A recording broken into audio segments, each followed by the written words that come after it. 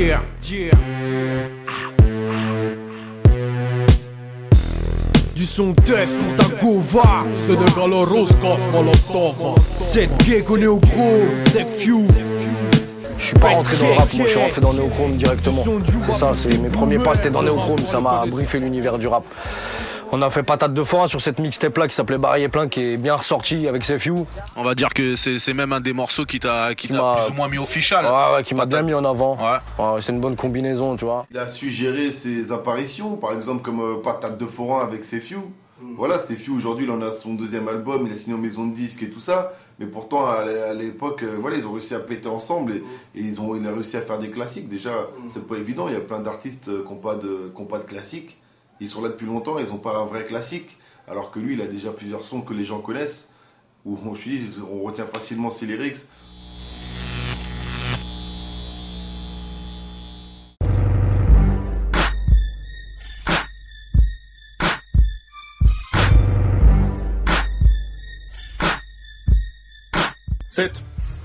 Ça va? Fif, Bouscapé, comment?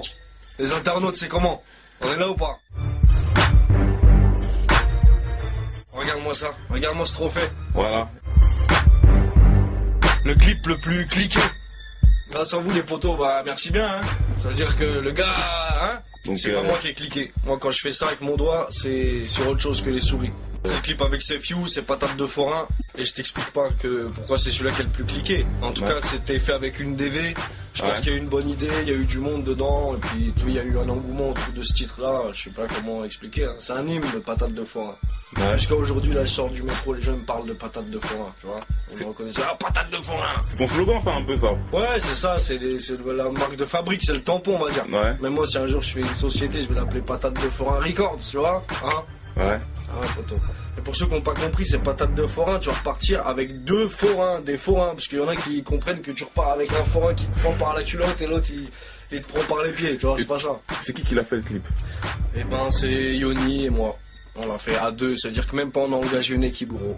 Genre c'est Yoni qui m'a filmé et sinon moi j'étais filmé les teutés, les poteaux, tu vois. Ouais. Tous les gens qui apparaissent dans le clip quand même c'est des gens que je connais assez bien.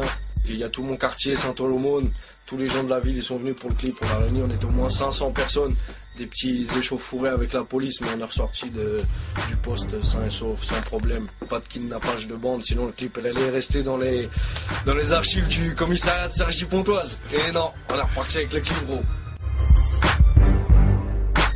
Et il y en a quand ils essayaient de mettre des patates, c'était pas trop ça, hein, ils avaient pas le ish, tu vois. Ouais, parce qu'il y a plusieurs rappeurs dedans qui mettent des patates. Voilà, il y a plein de gens qui mettent des rappeurs, il y en a, bon, on a un petit, comment on appelle ça, un making of. Ouais. Des gens qui font des patates stick me, pas de garde, des pieds pointés, des points pointus, tu vois. Voilà, c'est ça, les petites anecdotes. Mais bon, vous les verrez peut-être si on fera un DVD.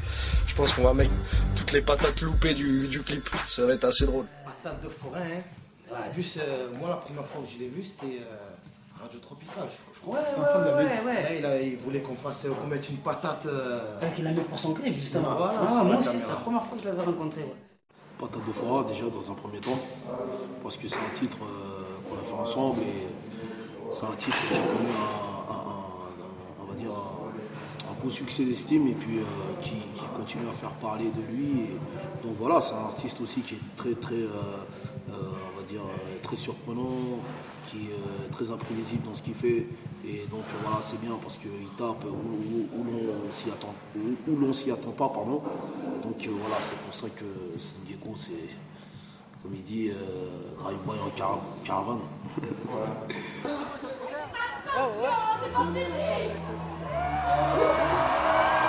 Quel fasciste, Néochrome, cette Gecko, c'est de la bombe.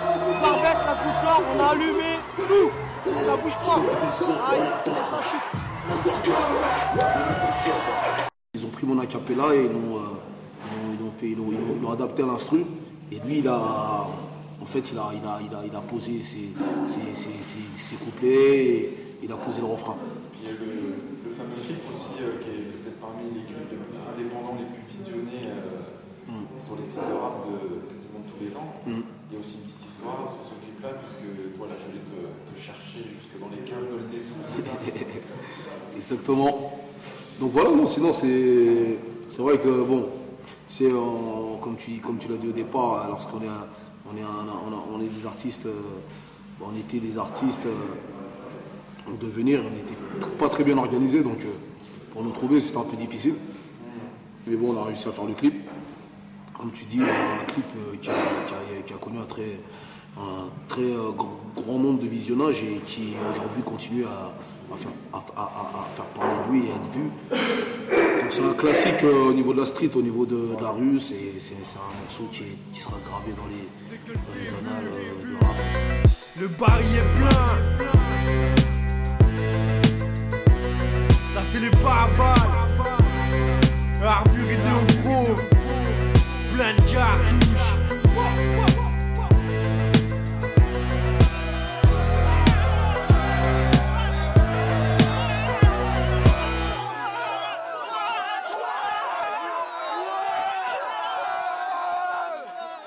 Non, ce qu'on aime bien à lui, c'est son côté cinématographique, musical, tu vois. C'est son côté-là qu'on aime bien. L'originalité. Voilà. Ça me fait traverser beaucoup de villes jusqu'à Marseille. Il y a des gens, des quartiers qui écoutent. Donc c'est son côté original qui fait qu'aujourd'hui il sort un peu du lot dans tout ce qui se fait. Et c'est bien. Justement, j'allais vous demander un peu s'il y a une phase qui revient. Nous c'est. Moi, il y a une phase parce qu'on a posé sur un morceau ensemble, mais sans se voir en fait, qui va bientôt sortir. C'est un remix de Kennedy. Et je crois. Le code de la rue remix. Ouais. Voilà. Dedans, il dit je prends du poids, mais je le vois pas comme Chérif Hanouna. Franchement, celle-là, big up frérot. S'allumera. Je prends du poids, mais je le vois pas comme Chérif Hanouna.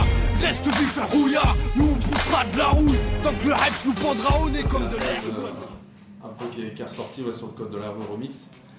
Et qu'est-ce qu'on peut lui souhaiter, vous qui en êtes aujourd'hui un peu à tous avoir sorti des projets solo, avoir sorti des gros albums en tant que groupe, qu'est-ce qu'on peut souhaiter pour un artiste qui passe du cap du street CD à un gros album Beaucoup de courage, beaucoup de mental, parce que c'est mental, et beaucoup de voyages.